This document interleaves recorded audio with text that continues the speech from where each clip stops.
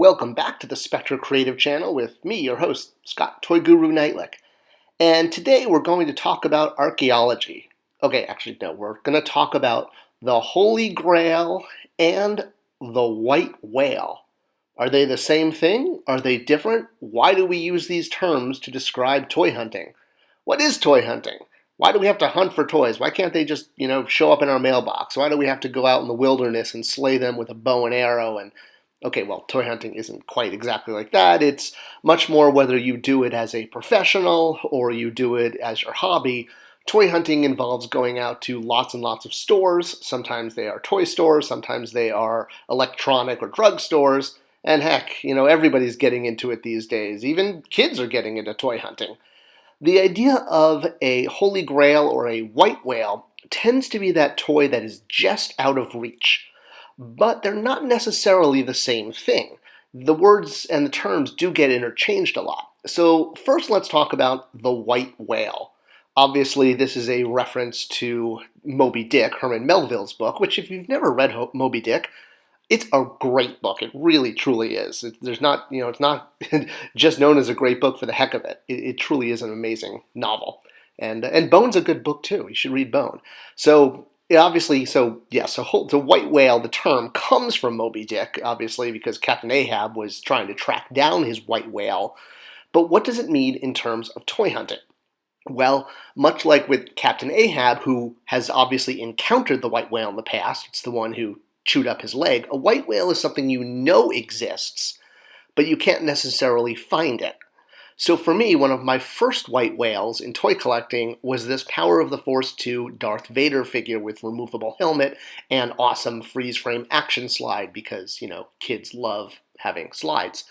This was a figure that was out there. I knew it was out there. I saw it on the internet, and I just could not find it. It took more visits to retail for me than any other single figure before this. It was special because it was the first time Darth Vader didn't have this giant oversized helmet.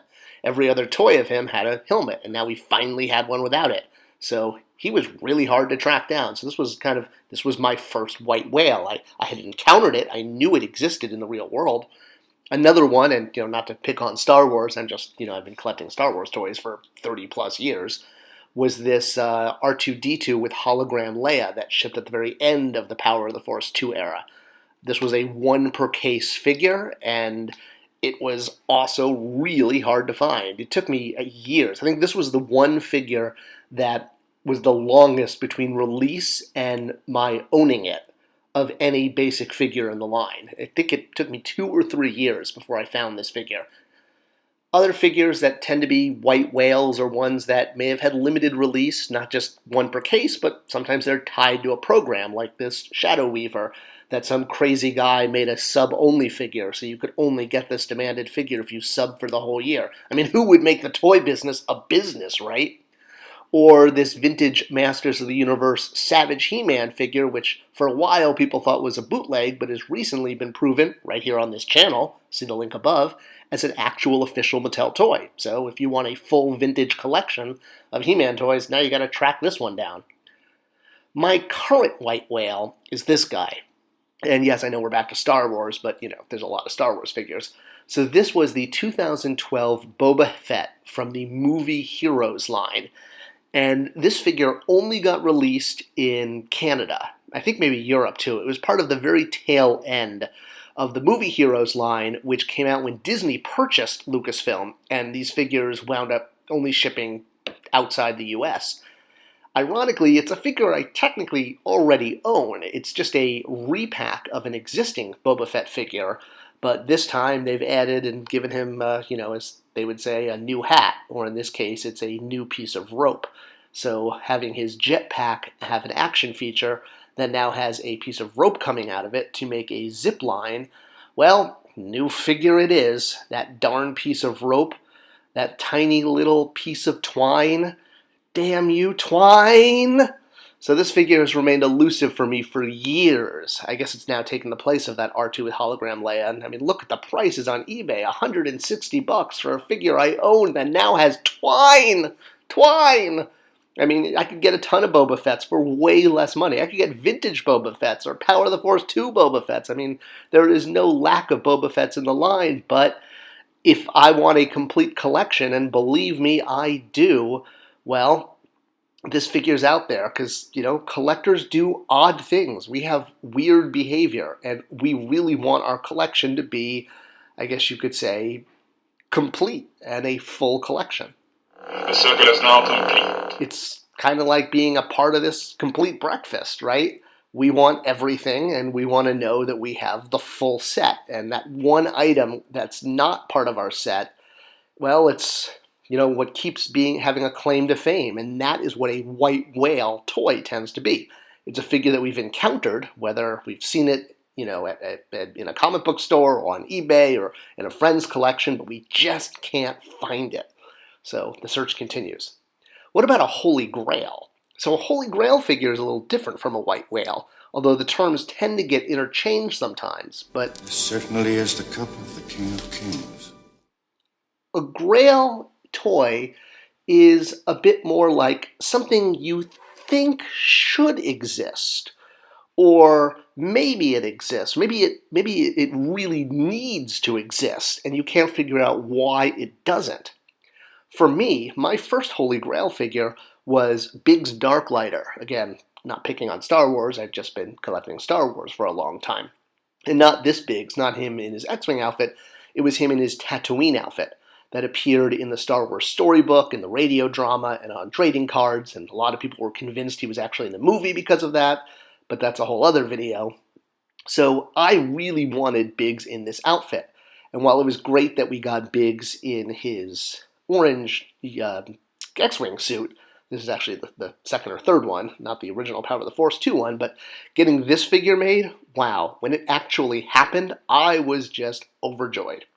Because it was literally the top of my handwritten wish list for years, thinking that could we get this figure? And when it was finally released as part of the 30th anniversary line, I went bonkers. Luckily, he was very easy to find, and I was able to scoop up quite a few of them. He's actually scattered all over my office, popping up on multiple shelves in multiple displays, even having carded ones mounted on my wall, and having him with all my favorite figures on a shelf. So yeah, I was really excited for this. So my current Holy Grail is having a Marvel Legends Thanos figure in proper scale and proper pose. And you're probably saying, wait a minute, Toy Guru. There have been an abundance of 6-inch scale Thanos figures, starting with the Diamond Select figure that a lot of us have been using for years, waiting for a proper Marvel Legends one to come out, even though he's a little bit too tall.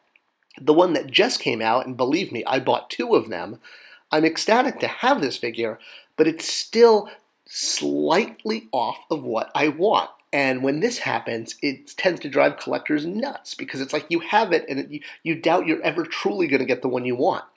A few years ago, they did a Build-A-Figure of Thanos in his modern outfit, and again, was not the 1991 Thanos I wanted.